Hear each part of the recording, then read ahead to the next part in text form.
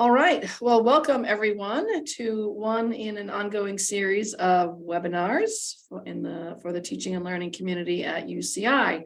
I'm Janet DiVincenzo, an instructional designer in the Division of Teaching Excellence and Innovation, assigned at this point in time to the School of Social Sciences. So I'm really delighted that we have Andrea Aebersold here today, Director of Faculty Development at UCI, if you weren't aware of that. I really love her blogs. There's always something interesting in there, both from a scholarly point of view, and then there's always some funny personal thing that she adds. And she's definitely turning us on to Lizzo. Looking at those YouTube videos are kind of fun.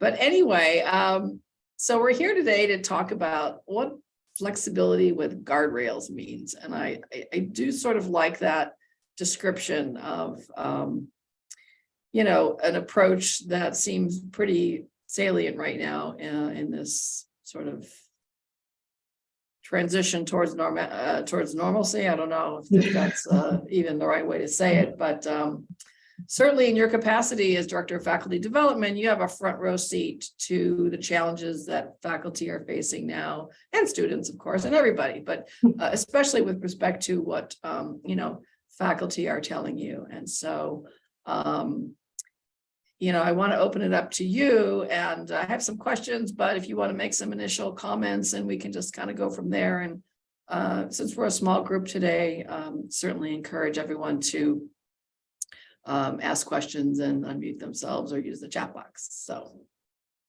take it away, Andrea. Sure. Thanks for inviting me, Janet. And I'll just give a quick sort of what I'm hearing and then what we'll talk about more specifically in this and why I'm advocating flexibility with guardrails.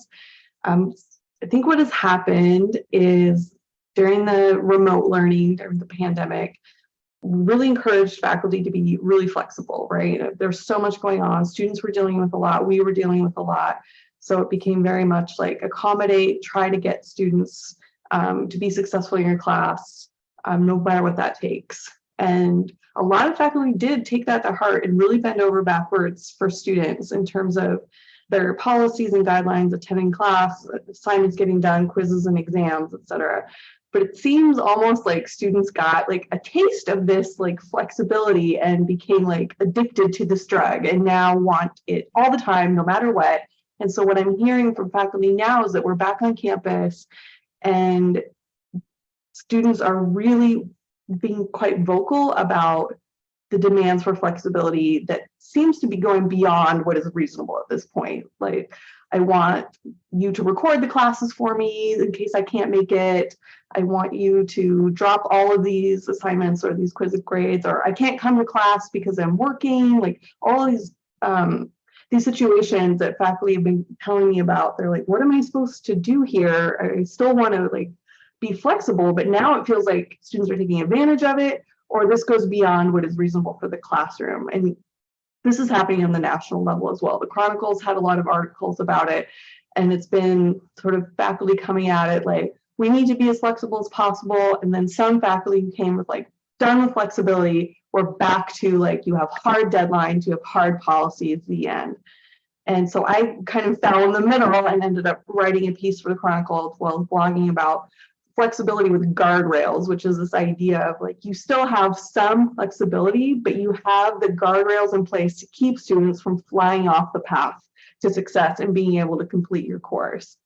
And so we'll talk more about that, but generally what that idea is something like you have maybe a grace period around the deadline. So you have a paper due or some project due on this Friday, but maybe they have a 3-day grace period around that Friday to turn this in.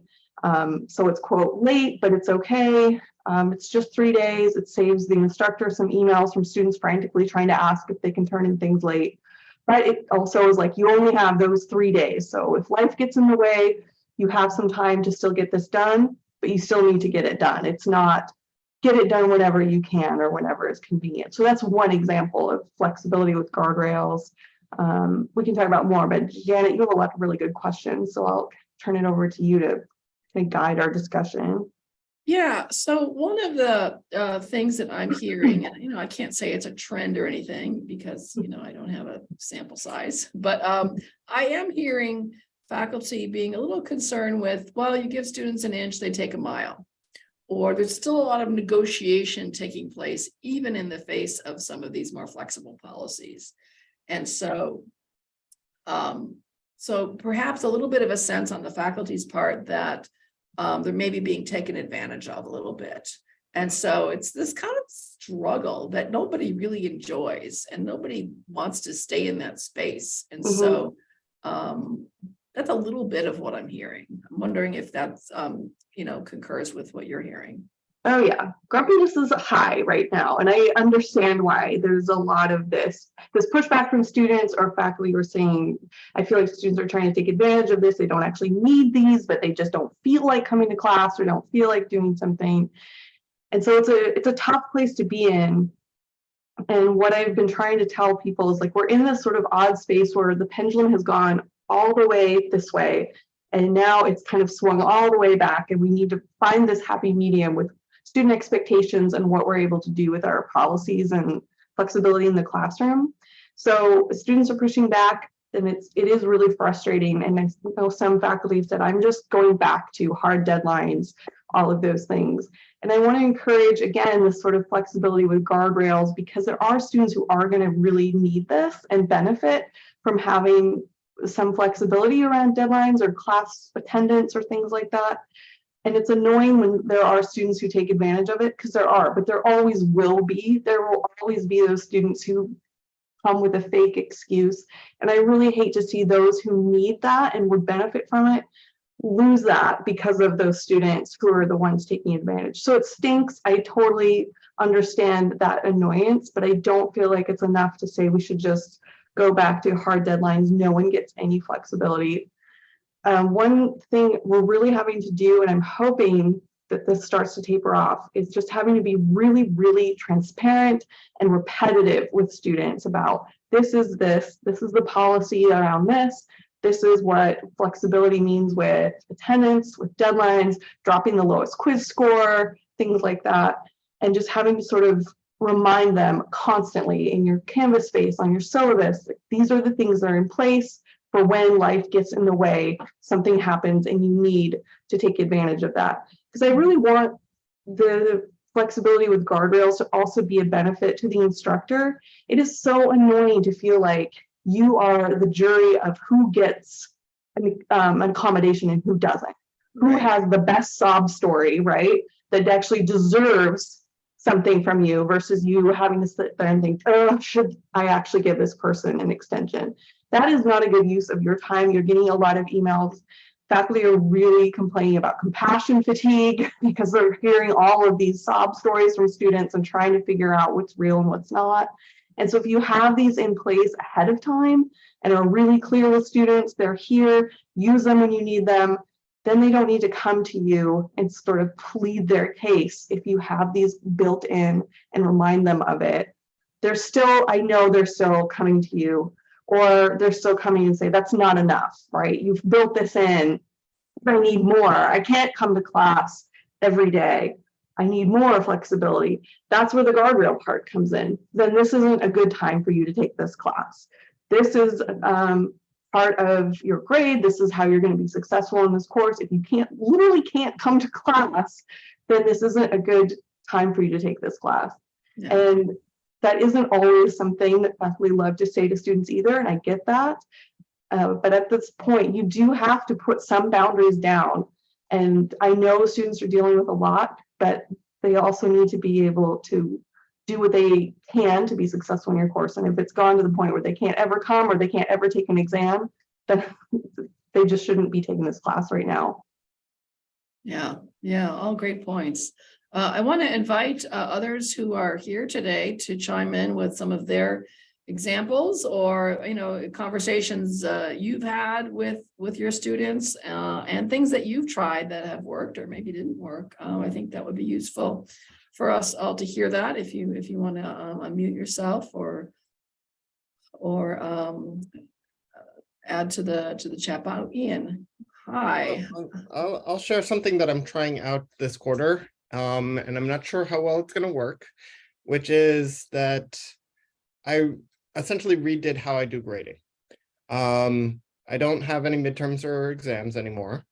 And what I've done is I created all these assignments, and there are about 130 points possible after all the assignments, but the numerator and the denominator, right? I'm keeping the denominator always at 100. So they only, in order to get an A, they only have to make 94, 95 points, collect 95 points out of the possible 130 with extra credit. So that built in is like, you miss a week because you're tired and have a midterm in another class, fine. You don't get the points for that week. But you'll have opportunities elsewhere. You have a car accident, and right, like I've had 4 of those already so far this quarter. That kind of that's how I've built in the flexibility, so that they don't have to keep coming to me and say, oh, I've got this problem, I've got this issue. They do anyway, and I say, that's fine. If you miss it this week, or you need me to waive the late penalty on something if you want, but remember, if you miss something, that's okay. It's not, you have all these other opportunities. So I will wait to see how well that plays out. And whether that, I feel like it has reduced some of the anxiety on students' part, that they know, oh, I have this buffer, that if something happens, I get sick, etc. I can miss a few of the assignments, and I don't have to feel like I have to go back to them in order to catch up. So Yeah, we'll as someone who has actually seen your grade book in Canvas, I can attest that it is a thing of beauty. I mean, I don't know about beauty. It's scary to me. Every time I open it up, I want to run. So it is both of those. So like, let's just give people a sense, like how many different assignments would you say? And this is a flipped class. It's not an online class, it's a flipped class. How many different opportunities for points, shall we say, do you have in your class right now? So every class session gets them points. So there are 20 of those. Many class sessions are active learning, so they also get points for doing some of the active learning things and turning in a reflection on them. I use perusal, so they have perusal readings every week. I have recorded lectures, so those have huge quizzes embedded. They get points for watching them and taking the quizzes. They don't have to get things right on the quizzes. And then there are probably about 20 assignments that range from 1 to 7 points. So I think we're like approaching 75, something like that here. Yeah, there are a lot of little assignments. Yeah. But part of it is they weren't reading. If I didn't do perusal, they weren't reading. If I didn't force them to watch the lectures, they would not watch the lectures. And so given that I've offloaded a lot of the in-class lecturing type things to that, I need them to do it in order for them to then actually be ready when we actually apply that knowledge and what they've been learning on their own in the classroom. So the model there and the hope there is that by giving students so many different opportunities to aggregate their points, the need for negotiation over any particular missed deadline is sort of goes away, we hope. Yeah. I like that too, Ian, because it does something I've been trying to be very clear about, is that you can set up all these opportunities for students to do well, but they also still need to rise to the occasion, right? And so you have done exactly that with, here's all these different ways you can get an A in the class, different ways that there's certain weeks, like you said, that things come up and you just can't do it. You don't have to go back and make stuff up. You just need to rethink what you're going to be doing in the weeks coming. And that puts the responsibility on them to figure that out. And that puts them back to this, I am just going to expect the faculty member to figure everything out for me. So I like that you set that up with the flexibility, but it's still up to them to make it work for them.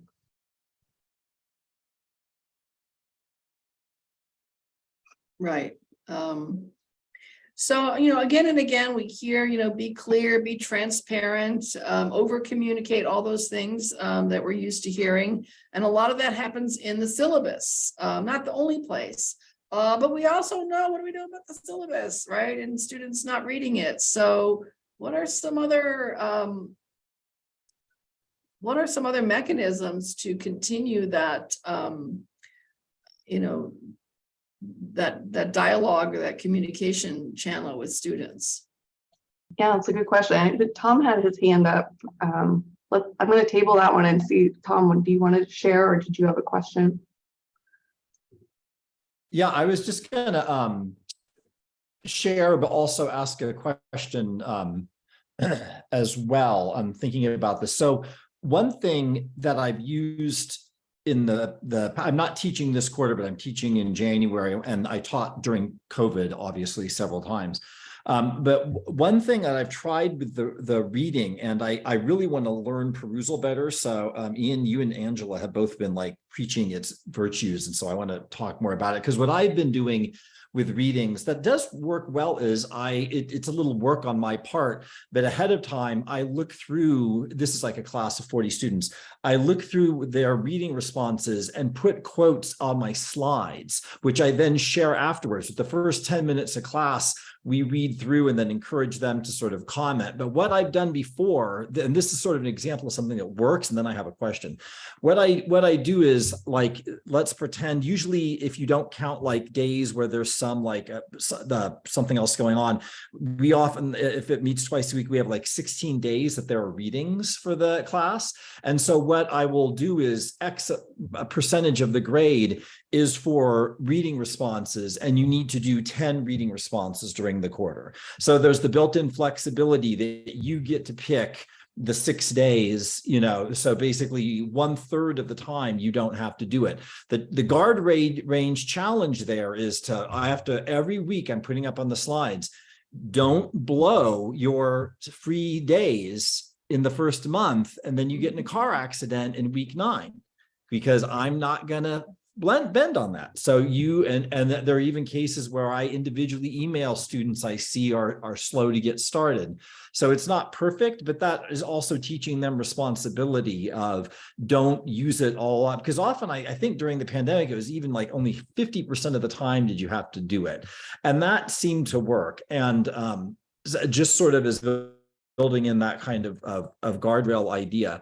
But a question I had, just especially thinking about teaching this class next quarter, and this class is called, so 2 things. This class is called Digital Cultures, and it's, about online stuff. And I have them do group projects, and that's always a challenge. It's also a learning skill. And even during the pandemic, it actually worked pretty well. But my first question is, any thoughts about that? Because they have to deal with students in their team that may be flaking or whatever. They were really good even during the pandemic. But my big question for you all, or for anyone, is what are you all thinking in terms of guardrails, policies, and such around having people Zoom into a class that's meant to be a physical class?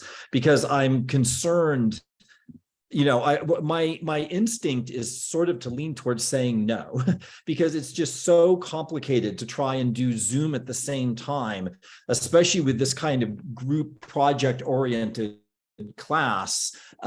It's so much easier to all finally be able to be there again, or frankly, have it all be virtual, right? That mixing of it is what makes it such a challenge. And so, because I don't take attendance as such, what I used to do is that if you do a reading response, you have to be in class that day. And that was a way to get people to come to class. But are there any official university policies or recommendations or whatever for students who want accommodation of, can I Zoom in today? That's my big question.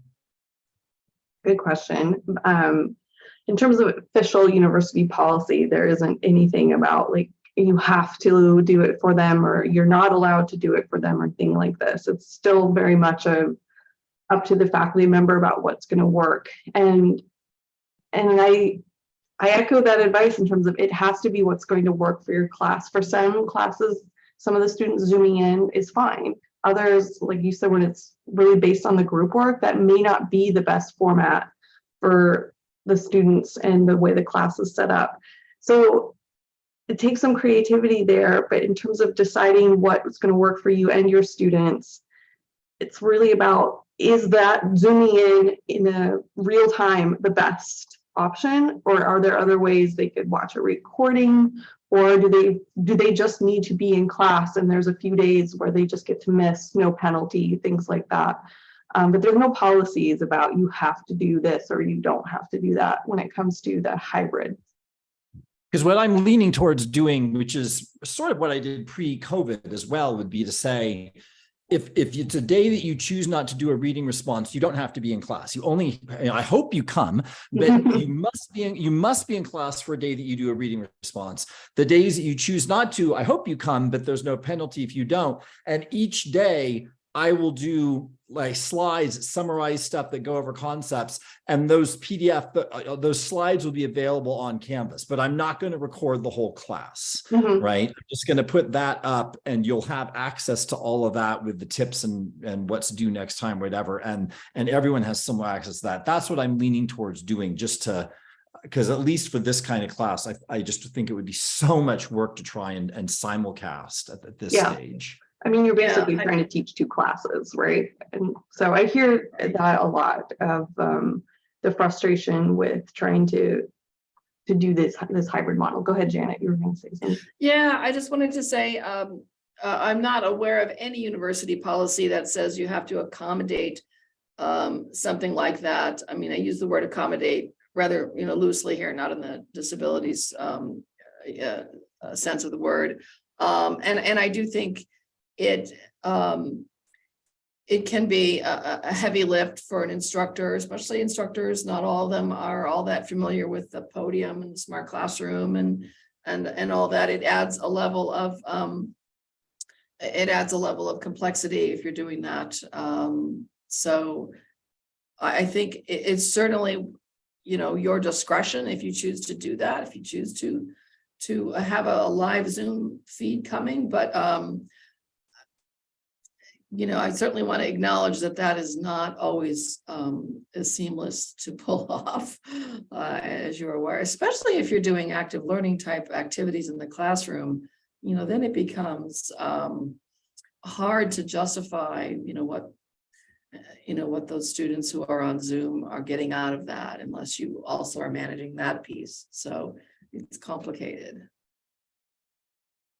And I'll add that faculty are really stuck in this position right now where you're also dealing with students and issues and policies that are beyond your control or even anything that you had any say in. I was at a department meeting a few weeks ago and the faculty member was really upset because students are commuting from a much further distance than they used to be because they can't afford to live near Irvine anymore, or they found it was cheaper to live near family.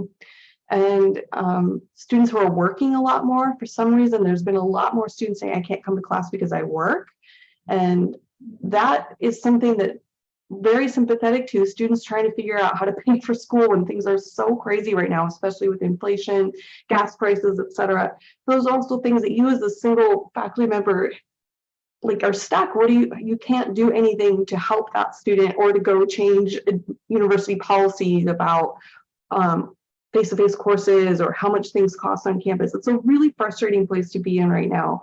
And so I totally understand and just want to say that I see those of you who feel like you're so frustrated, wanting to be empathetic for these students who really are dealing with a lot, but your hands are also tied in terms of the way things have been set up, and that we really need to rethink a lot of things at a higher level beyond just the classroom. And so trying to do your best with what you can is the advice that I'm also giving right now.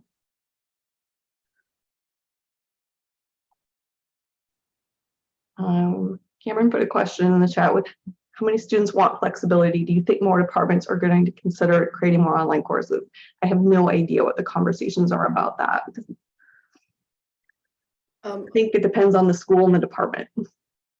Yeah, one interesting, I don't know if I'll call it a trend, but I've had a handful of faculty approach me about flipping their classes because they've got, a good set of recorded lectures, high quality in the cases that I have seen.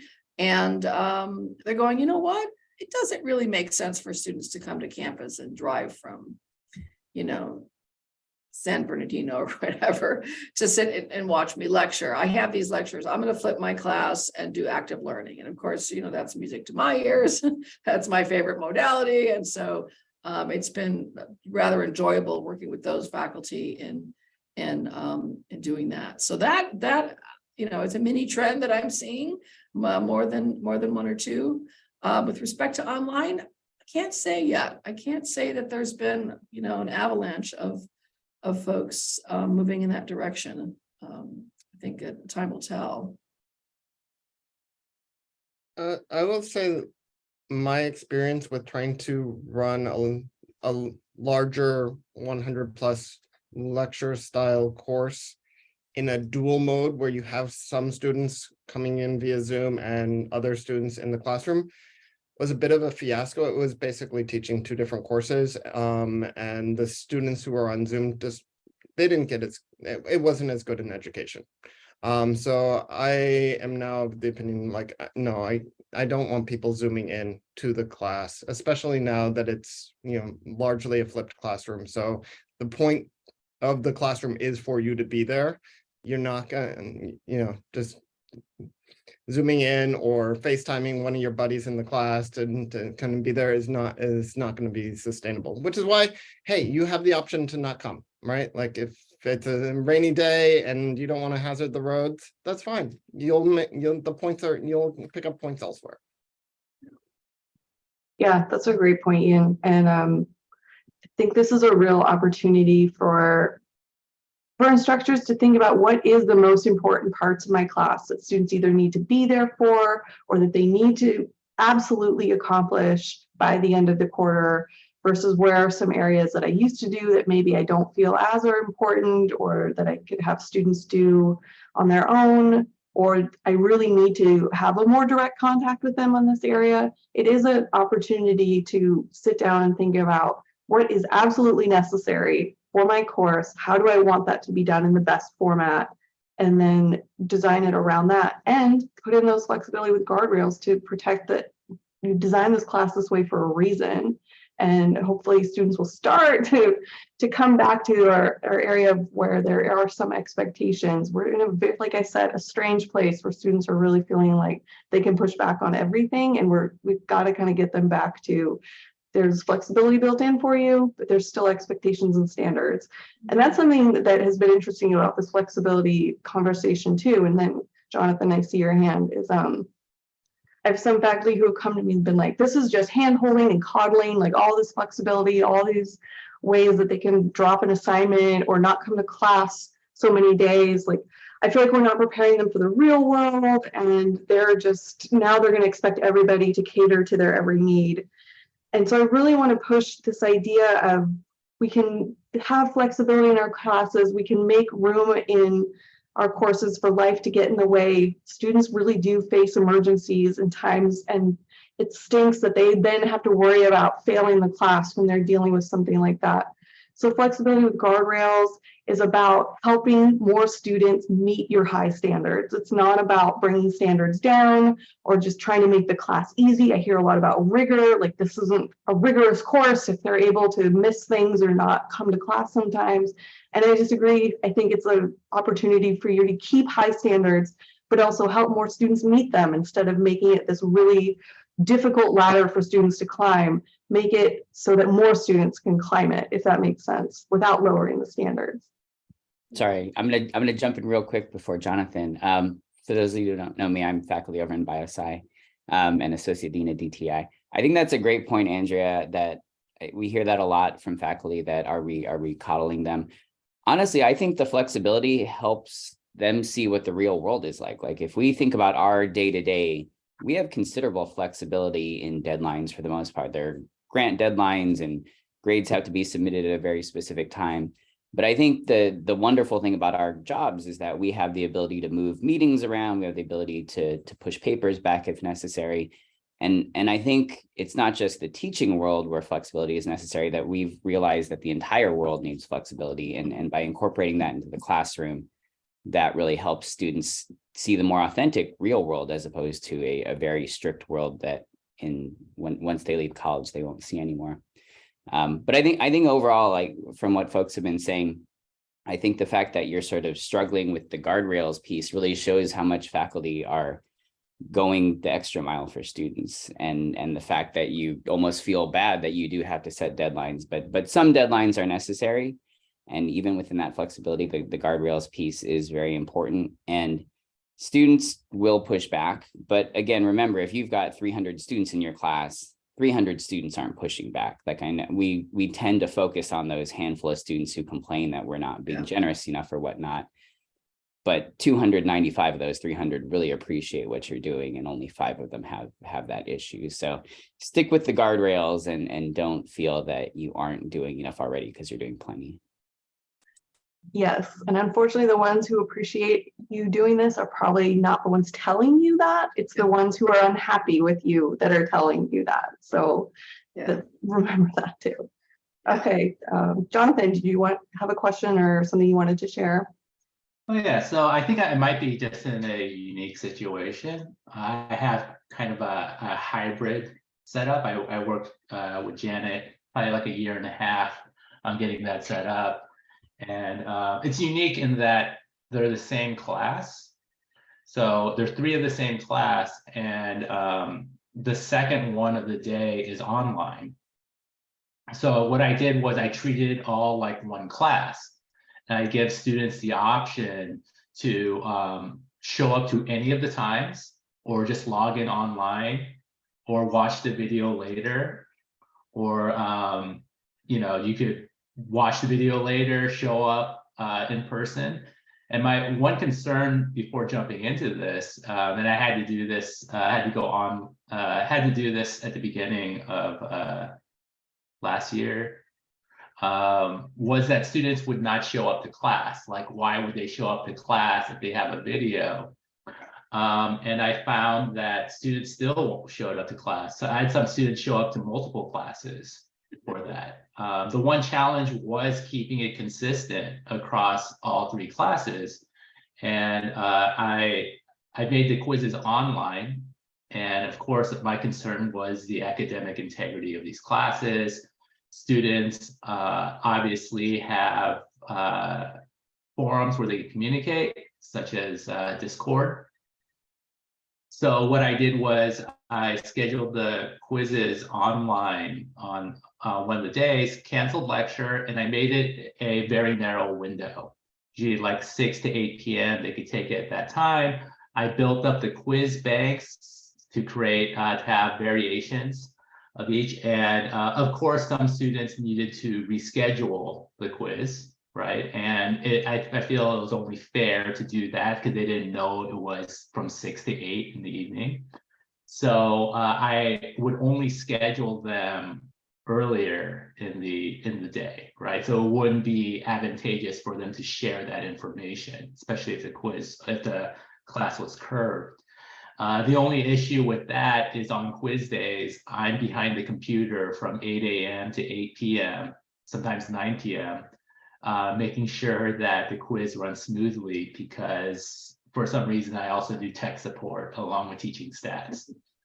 But that was just my sort of experience with that. And it's a large class across three courses. I have about 350 students in there. So yeah, even giving students that sort of option, I feel like gives them a certain degree of agency. It's kind of like saying, hey, I'm just teaching the material and this material is out there. It's on you to decide what's the best way for you to consume this, consume these lessons. And it's worked out so far, so good, I guess. Anyway, that's just I gotta hand it to you, Jonathan. I don't know too many people who could pull off what you've done. I don't think people realize you teach the exact same course, 3 sections every quarter: 10A, AA, 10B, BB, 10 CCC, fall, winter, spring.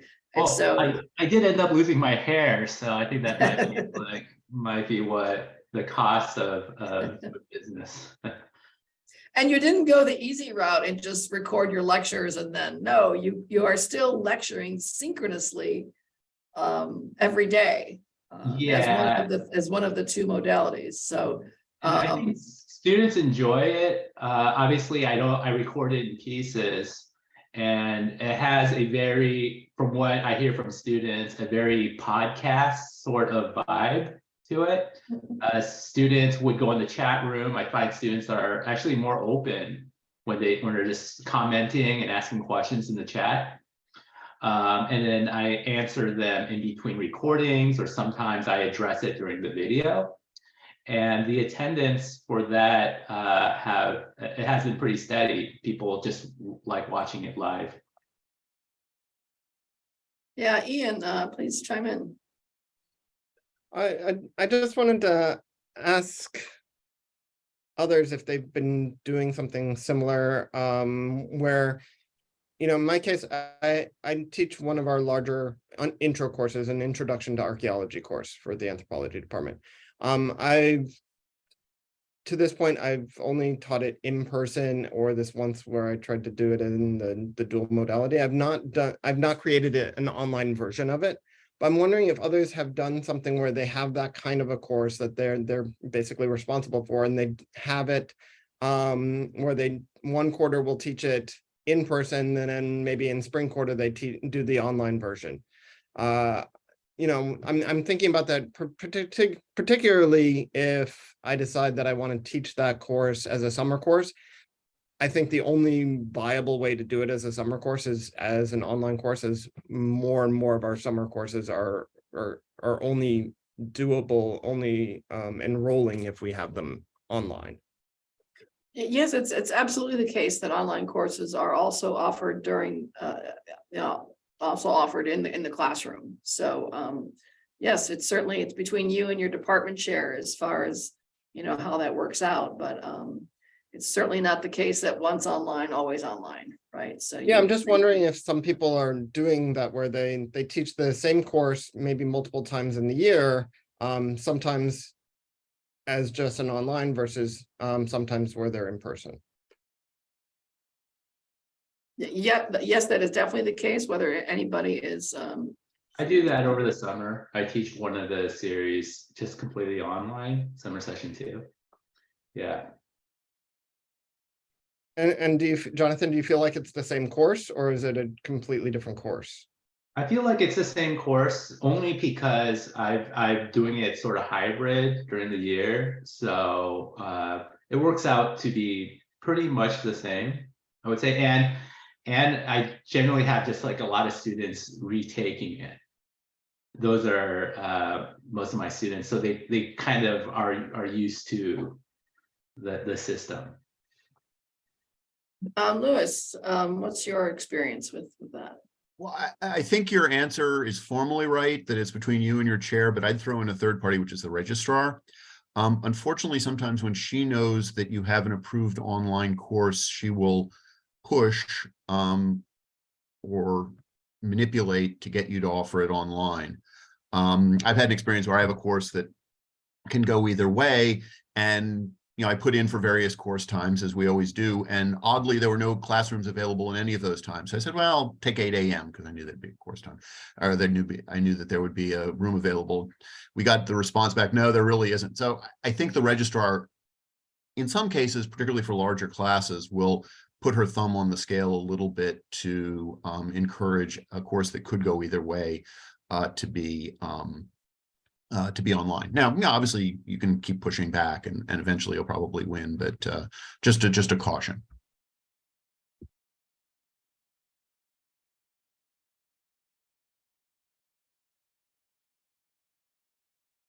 Louis, can I ask if your experience, do you feel like they're the same course? That students are getting the same material and doing the same kinds of things, or is it a radically different course? It's not a radically different course, but it is a less. So the benefit of the online is that you have some material, and I was lucky with support from various campus resources, was able to record in the studio before the pandemic. So I have a bunch of sort of set lectures, some of which I've had to subsequently update because the world has changed. Obviously, in class, you get a little more dialogue going with the students. So where you can have a plan, sometimes you have to finish up the plan in the next class session because, you had a good conversation going and you didn't want to lose that, that spontaneity. So, I think they're broadly the same class, but there are strengths to the online that's, students can take them asynchronously, around their other responsibilities, and particularly for the international students can rewatch some of the material if something's confusing or they need some help with something for one of the writing assignments.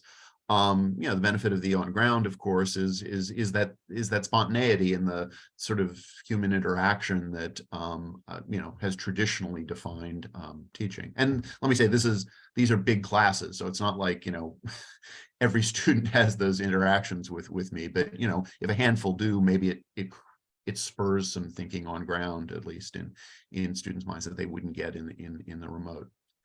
Does that answer your question, Ian?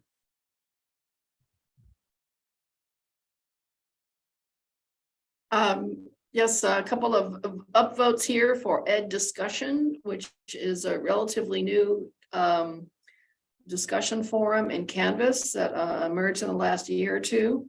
It is for those of you who have a lot of Q&A, a lot of active Q&A in your class. It works particularly well.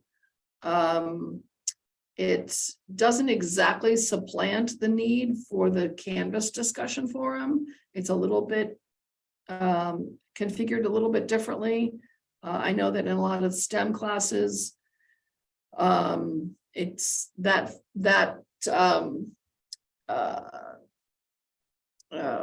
type of quick back and forth, hey, look at my code, or that kind of thing happens more often in that format than in a Canvas discussion forum. And so it's built into Canvas, it's integrated, and so it's there for you to check out. Anyone else here using ed discussion? No, okay.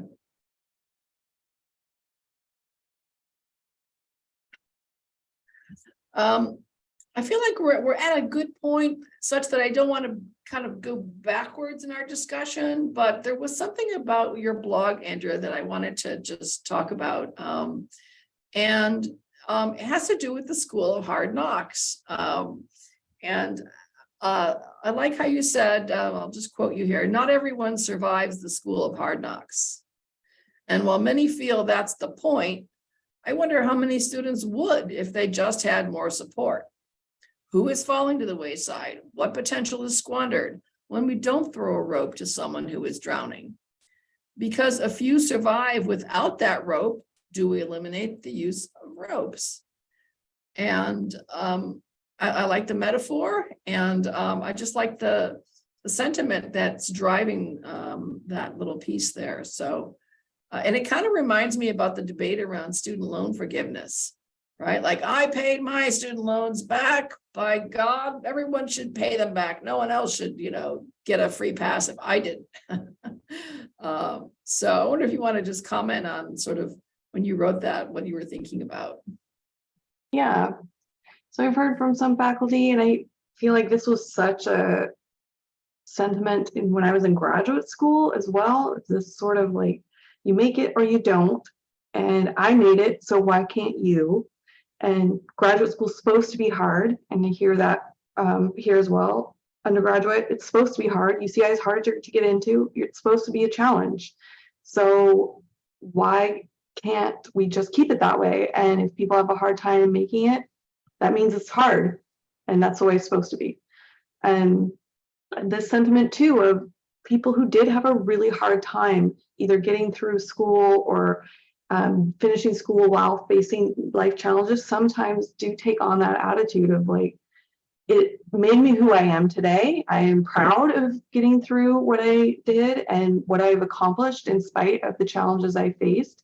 And so I feel like that's a good thing for students to rise to the occasion, pull themselves up by their bootstraps and succeed despite these things. And that is a completely valid point for many people, but I wanted to just point out that there's many people who don't survive those challenges and do drop out of school or don't reach the potential that they have, or change their major to something they don't really want to do, but they're not able to meet the standards of where they are. And so we're losing people that could very well be successful in this area if they just had a little more support, some of this flexibility with guardrails versus just it's this deadline or nothing. It's one big exam, and if you can't make it, too bad for you, and you fail the class. This idea of it's supposed to be hard, and we prove that by how few people succeed, it's not a sentiment that I am willing to buy into, because I don't think that's what we want when it comes to people finishing their college degrees and going on to be successful in whatever ways they're hoping to. So yeah, having something in place to help catch these students, help them get back on track, help them succeed and meet the high standards, while also showing a little compassion too. I mentioned in that same blog post about this weird tension between compassion and rigor, which is what I experienced in graduate school. I was having a really, really tough time my first year, and this idea of like, well, if we show compassion, if we're nice, that means this program isn't hard. Like, again, school of hard knocks. It's hard, it's supposed to be hard. And if we are trying to be more supportive, we're like soft and lowering standards. I don't know. It's this very strange tension that I feel like exists in a lot of places when it comes to higher education. And I really am hoping we can rethink that with flexibility with guardrails. Like, how do we show compassion and hold people to high standards? And the lessons that teaches our students, what Brian mentioned earlier about them going on to the work world. I mean, a lot of our students aren't going to become professors. Hopefully they take these lessons of compassion with high standards and turn that into their workplace culture. They're going to be the future leaders, managers, all these different areas that they can have influence. And if they carry on this school of hard knocks versus we can show each other compassion and support and still reach high standards, it is what I would rather see happen. Yeah. Go ahead, Jonathan. Yeah, so last Friday, I was at a retirement party for Dr. Sarasaris. And when I went to speak with him, he asked me, "Are you still teaching the stat series here?" And I said, "Yes." And then he said, "Well, what else are you teaching them?" And that really had a profound impact on me as far as viewing students with some sort of compassion and flexibility. And I think just finding a way to maintain the academic integrity of your course while showing that is a challenge that I think we need to address. That's why I'm glad I showed up to this. Yeah, it's like you said, you know, a lot of students aren't going to go out and become professors. You know, there's a lot of students are really just fulfilling their requirements to graduate. But I think, yeah, ever since he said that to me, it really got me thinking about that and about how we impact students in other ways. And I think we need to accept the fact that education has changed. It has evolved now, and we just need to evolve with it. Yeah, no putting the toothpaste back in the tube, that's for sure. No. Yeah, Ian, go ahead. Yeah, no, I think this is a really important topic that you bring up, Andrea and Janet, about, you know, how much we're extending ourselves to our students. How do we show compassion, all of that. And if I play with the metaphor of, you know, tossing the lifeline, the rope a little bit, I feel like anytime a student asks for me to throw them a rope, I'm going to throw them a rope. Every once in a while, there's an exception where you're like, okay, maybe I think I'm being played here. But almost always I'm going to err on the side. The question that comes from me, and this is ultimately an equity question that I don't have the answer to, is what about all the students who don't ask for a rope because they don't know that they can ask for a rope? Whether it's first gen, whether it's, you know, okay, this is a white male professor up there. How do I, I don't necessarily connect with them. I don't know, right? Like I can't know that you need it. I can maybe see it in the grade book, like you've missed 15 assignments. And I will, ultimately I'll reach out and be like, what's going on? Why haven't you completed all these assignments? But usually that's winds up being too late. So I struggle with like, okay, how do I make sure that those who actually do need ropes know that they can ask for them without me feeling like I just need to throw a bunch of ropes out there and see who's going to jump onto them. Yeah, so that's like, I agree, like, yeah, with School of Hard Knocks, but to what extent do students know that it doesn't have to be the School of Hard Knocks? Yeah, good point. Barbara, you have your hand up.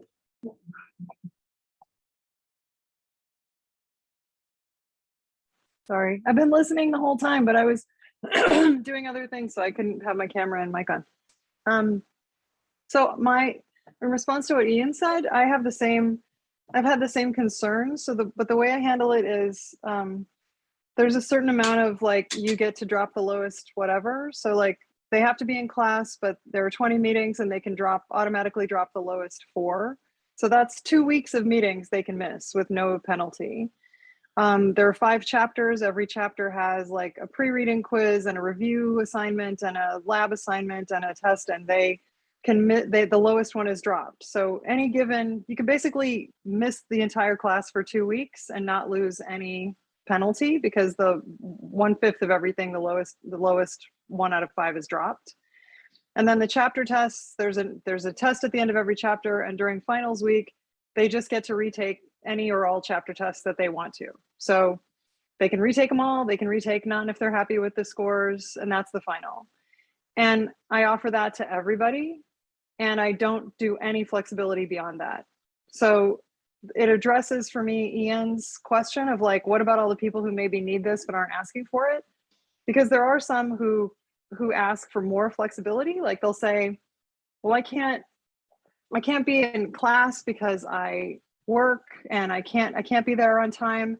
And I'll say, no problem, you get to drop the lowest for attendance, participation grade. So you can miss up to 2 weeks of class and it's no problem. And they say, yeah, well, I've already missed more than 4 and I can't continue to be here. So, and at that point I just say, well, at that point you're missing more than 20% of the material. And like, if you're not here, you can't get the participation point for being here. I'm sorry.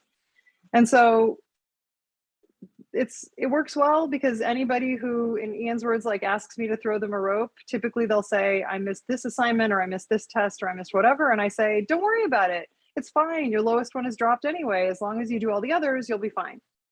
And then now toward the end of the quarter, and 90% of the time that takes care of it. They just say like, oh, that's great. Even though I put it on the syllabus and I talk about it at the beginning, they all don't know that you can drop one of your assignments, one of your whatever.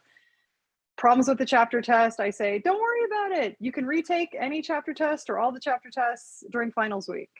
And most of the time that takes care of it all. But if somebody really says beyond that they need more flexibility, I just say, yeah, I'm sorry. Like at this point, you're missing more than 20% of the material in the course. And I think, you should maybe consider withdrawing from the course. Like it's taught every quarter, it's taught every summer. Sometimes it's taught online. Like, I basically determine what is the maximum amount of flexibility that I can allow, which is like, for me, it's 1 out of the 5 chapters. You can miss everything for 1 out of the 5, and everybody can retake all the tests. That's fine.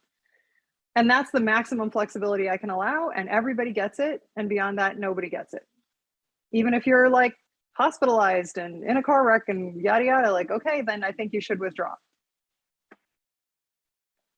Thanks, Barbara. Thanks for sharing. It's a perfect example, I think, of flexibility with guardrails. At some point, you're doing a disservice to the student by giving them an extra, an extra accommodation beyond what you've already established. So yeah, that's a good model.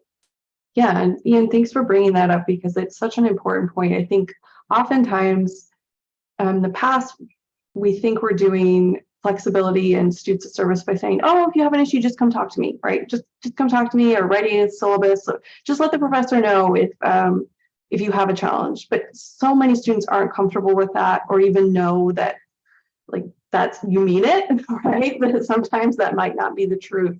And so trying to create these flexible policies built in, like Barbara was saying, they're just there, they're for everyone, and trying to create a classroom where students don't need to come to you to ask for help. There will still be situations where it may be like something really big has happened, they need to talk to you about something. Creating a culture where they also feel like that's okay is also important, but building this in just from the get-go, day one, I think really helps those students who don't know that they should ask for help, can ask for help, or aren't comfortable asking for help.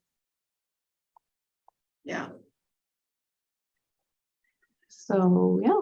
Well, we are at the top of the hour, and this has been a great conversation. I really appreciate the contributions of everyone here, and those of you who are listening. I suspect you're getting some, good tips from the pros here who have tried many different models. So I appreciate your investment in this issue, and I look forward to hearing more from you. And thanks again, Andrea. Thank you for everything that you're doing for this campus. Thank you for coming today. Everyone, you can find her blogs on the DTEI website. She also provided a link to her most recent blog. And with that, I will wish all of you a good day, and see you next time. Oh, on upcoming webinar on November 21st. It's a Monday, and it's we're going to learn about learning assistants. And so watch your email inbox for that. It is at, hold on, what time? It is at noon on Monday, November 21st. So make a note of that. We're going to have a nice panel of faculty who have used learning assistants, and a representative from DTEI who coordinates that. So hope that you can join us then. All right, everyone. Thanks very much. Thank you. Thank you, Janet. Thank you, Andrea. Yeah, bye. Thank you. Bye. Bye, Tom.